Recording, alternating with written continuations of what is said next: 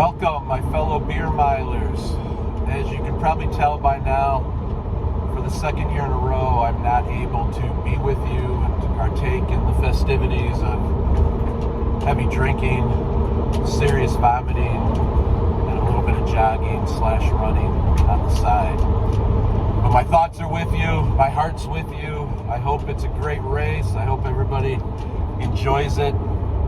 And I just wanted to share a couple thoughts with you, and I hope I don't bore you, but the older I get, the more I start to reflect upon my own vulnerability and my own, sorry about that, I'm trying to follow a detour, and my own mortality. And as I get grandkids, I've started to reflect a little bit more on my life and the lessons I've learned and things like that. And so I just wanted to share a couple with you that are beer mile related.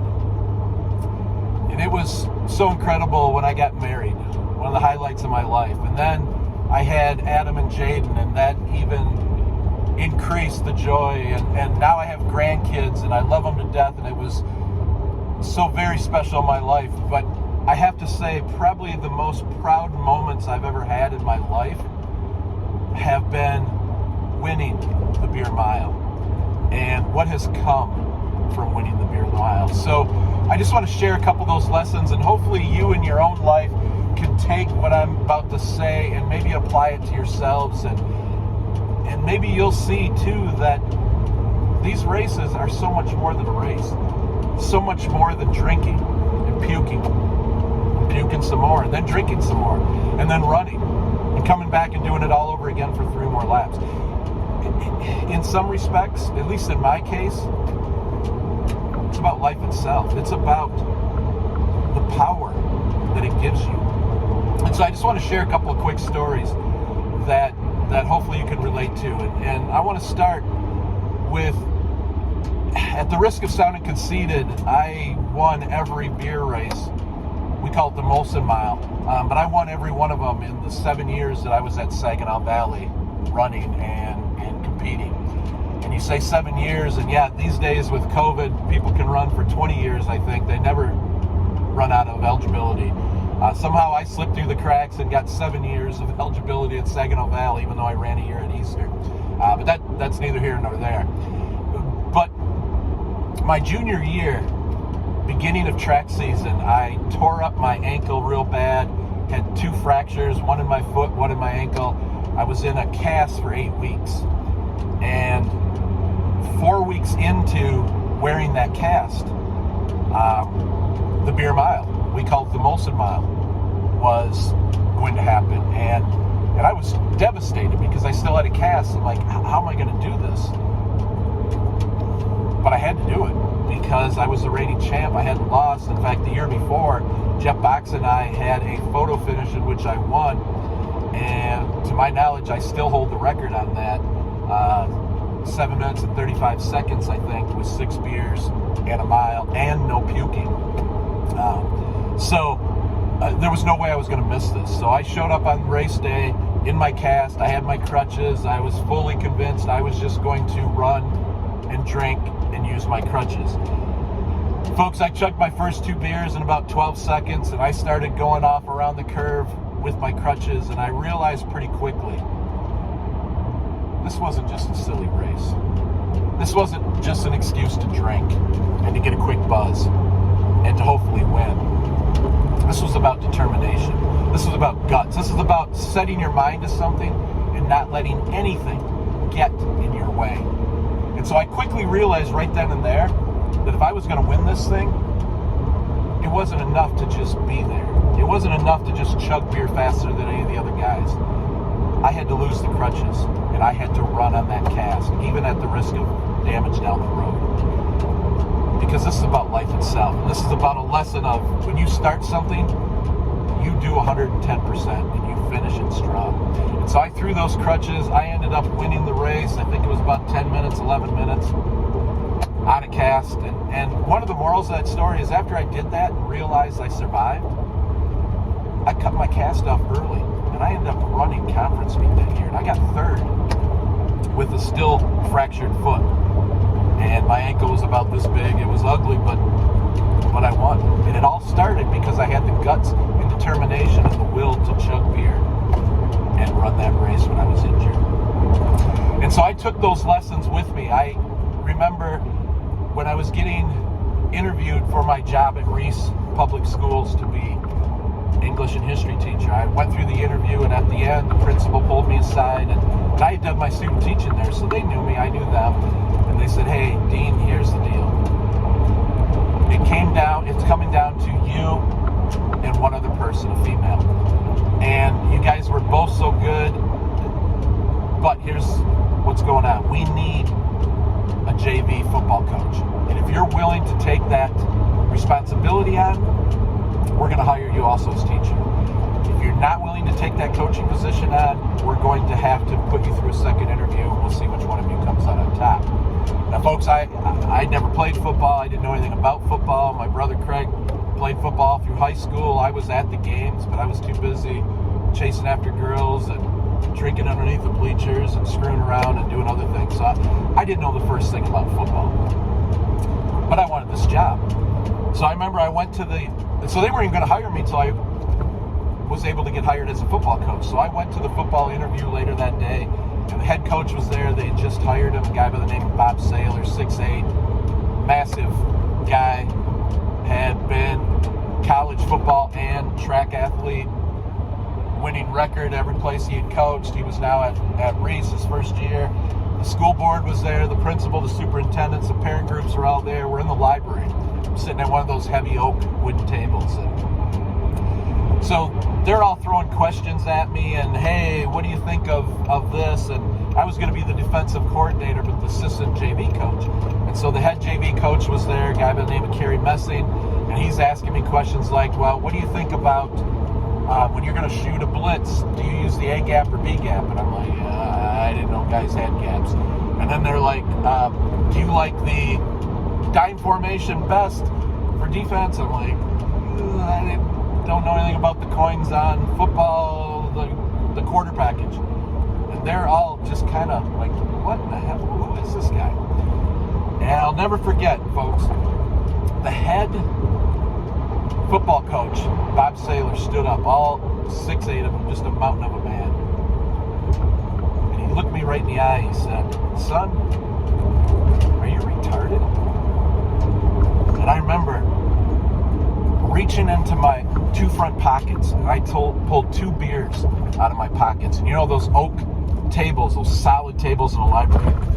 I slammed both beers down, the caps on the edge of that table, popped the caps off. I chugged one, slammed it on the table, chugged the other one, slammed it on the table.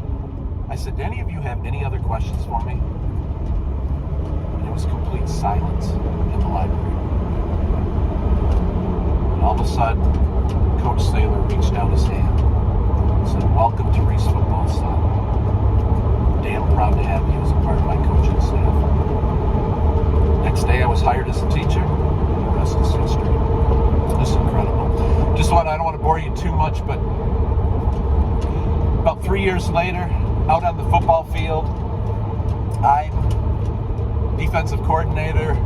We're playing our rivals USA, which I had also gone to high school at USA, so it was a big special for me to kick their ass. And so we're playing, but my defense is horrible. They can't get anything done. It's the middle of the third quarter. It's 21-0. We're just getting killed. And I remember calling timeout, and I go out on the field, and all my defensive players are gathered around me. And normally football coaches, they're screaming, they're grabbing face masks, spitting in their face, yelling at them, threatening them, all kinds of stupid stuff. And I remember I just took a knee, and all my football players were gathered around me. And I said, "Boys, I got one thing to say to you." And I reached into my back pocket, and I pulled out a beer, twisted that top off, and kneeling right there on the football field, I chugged that thing in 3 seconds flat.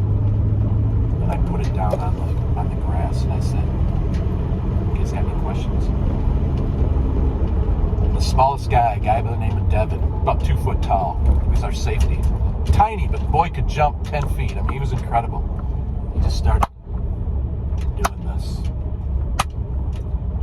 Pretty soon, all those fat-ass linemen who were kneeling around me started doing this. And then our corners started doing this. And my fellow beer milers, before I knew it, the entire stands were standing and clapping. And everybody's cheering and fired up. And I remember guys all dispersed. And I turned around to head back to the sidelines, and I heard the official behind me say, Coach? And I turned around, he was holding that empty beer bottle in his hand. And there were tears streaming down his face. And he looked at me, and I looked at him, and we didn't need to say a word because he knew the importance of that beer. And he knew the importance of that moment. And he handed me that empty bottle, wiped away his tears, and went off to finish officiating. And by God, we shut their offense down. We had 3 interceptions for touchdowns. We had 2 fumble returns, and when the game was over, we won by 14 points. Years later, one of those football players, a guy by the name of Timmy, ended up becoming an astrophysicist. He's been up for the Nobel Peace Prize. He met with President Clinton in the Oval Office when Clinton was president, and he's part of NASA, and he's got this entire thick resume of success in his life. And I'll never forget, Reese invited him to a commencement speech to talk to all the graduates that year. President Clinton was in his 2nd term. He was being impeached at that time. And Timmy went to the lectern, and he kind of rattled off a little bit of his successes, and then he said, but I'm not here to tell those. Anybody with my brains can do what I've done. I'm here to praise one man on this faculty. His name is Dean Fuerst. And he went into telling that story on the football field that not only changed the outcome of that football game against USA, but actually changed his life. And he told everybody in the speech, and he had never told me this, that the importance that it made, but he told me that when it came to the finals in college, he would go, and right before he would take his test, he would chug a beer, and then all of a sudden, all the study and all the answers, all the information that he had stored in his head came back to him, and he was able to ace. And he said, when I became an astrophysicist and I had my interview with NASA, same thing. He chugged 2 beers in front of them, and they were so amazed they never even asked him any questions. They just hired him on the spot.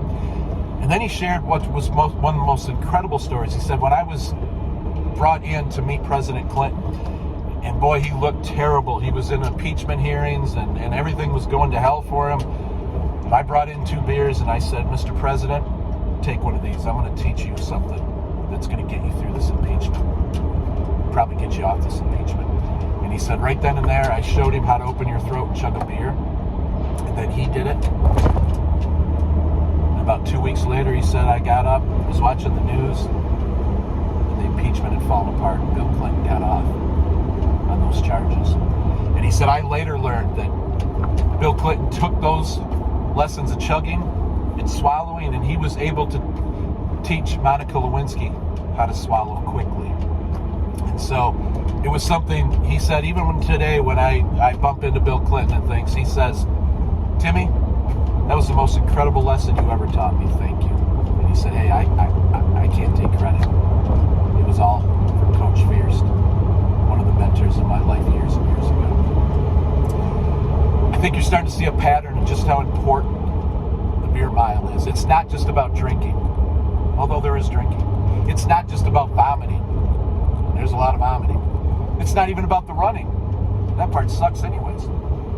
But it's about the lessons learned. It's about the discipline learned. It's about taking those beer mile chugs and applying it to your everyday life. I got one more quick story for you. And Craig can attest to this if he's there with you and listening. But years, when I got done teaching, I went to Quality First Aid. Craig was running the place. He's part owner. Him and Frank were interviewing me to see if I could get the job. And Frank's asking me all these questions about sales and, how do you do this and and I didn't have a clue. And Craig's, God love my brother, he's trying his hardest to help me out, and he's kind of helping me answer when Frank's asking me questions. But I'm bombing this interview, and I'm pretty sure Frank's not going to hire me. And so finally Frank stands up and he kind of cocks his head a little bit. He looks at me and says, "Dude, are you retarded?" And it's all a blur, but I just remember reaching into my pockets, grabbing 2 beers, twisting the tops off both of them, and chugging them as quick as I could. And you can ask my brother, but I swear to God, even though I didn't time it, I had 2 beers gone in less than 2 seconds. It was the most incredible chugging I had ever done. But I wasn't just chugging to drink beer. I was chugging to get a career, to start a new life with Quality First Aid. And I put those beers down. And I said, "Yes, Frank, I'm retarded." And with tears in his eyes, he held out his hand and he said, "Welcome to the Quality family. I have never been so geeked about hiring someone in my life as I am about hiring you, Dean. Welcome to the team." So as you gather tomorrow and you look around you and you see all your friends and family holding beers and nervous about this race beginning, and you look and you see the beautiful sunshine coming down upon you, and you hear those flags flapping in the breeze that Craig did to outline that entire route, and you look at that well-manicured and mowed trail that Craig has worked so lovingly over the years to make sure that you have the most safe and successful running part of the portion that you can do. You remember these lessons that have impacted my life and made me the man that I am today. And you take those lessons, and I hope you're just as successful in life because of that beer mile. So you all go out there, you enjoy yourselves, you have fun. My thoughts and my heart is with you. God willing, next year I'm going to be right there with you, running it again and getting my name on that plaque. So God bless. Take care. I'll talk to you next year.